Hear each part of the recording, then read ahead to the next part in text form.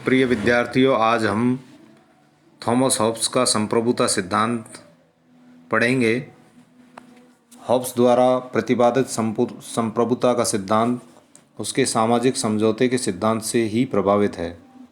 यदि हॉब्स के शब्दों में हम बात करें तो हॉब्स क्या कहते हैं? व्यक्ति की रक्षा हेतु बिना तलवार के अनुबंध केवल शक्तिहीन कोरे शब्द हैं। समझौते से स्थापित संप्रभु सर्वोच्च सत्ता संपन्न और निरंकुश है। उसका प्रत्येक आदेश कानून और उसका प्रत्येक कार्य न्यायपूर्ण है।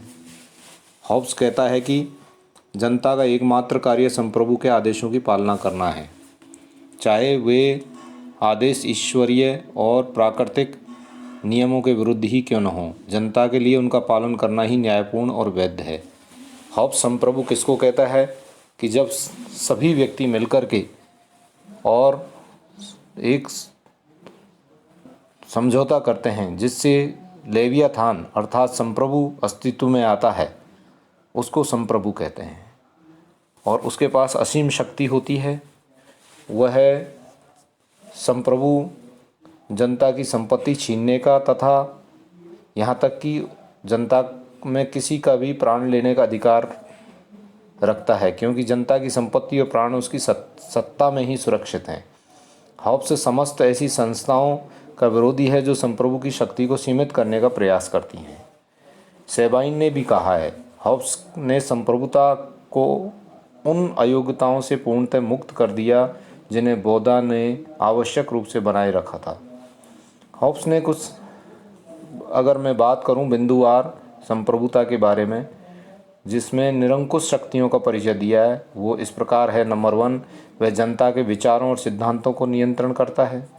उसे जनता की संपत्ति पर पूरा अधिकार है। वह इसे अपनी इच्छानुसार छीनने का भी अधिकार रखता है। इसी प्रकार उसका संप्रभु अपने प्रजाजनों के सब विवादों के निर्णय के करने का अंतिम अधिकार रखता है। उसे अन्य देशों से युद्ध छेड़ने और संधि करने का तथा अपनी नीति को क्रियान्वित करने के लिए प्रजाजनों से संपूर्ण साधनों पर पूर्ण नियंत्रण रखने का भी अधिकार है। प्रभु शासन के सब अधिकारों की सत्ता का मूल स्रोत होता है।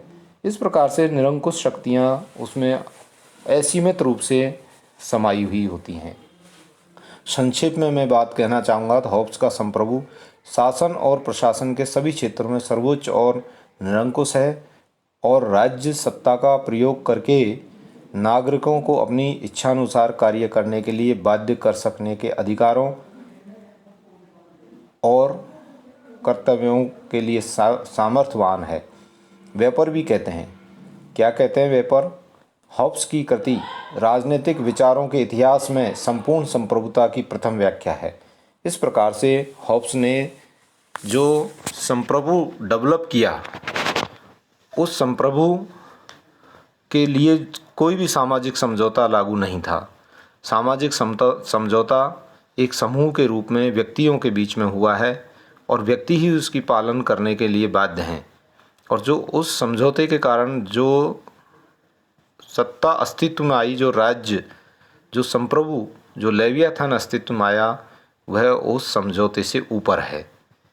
इसलिए इस प्रकार से हॉब्स की संप्रभुता सिद्धांत में संप्रभु सर्वोच्च है और अन्य सब चीज़ें उससे नीचे हैं। जय हिंद, जय भारत।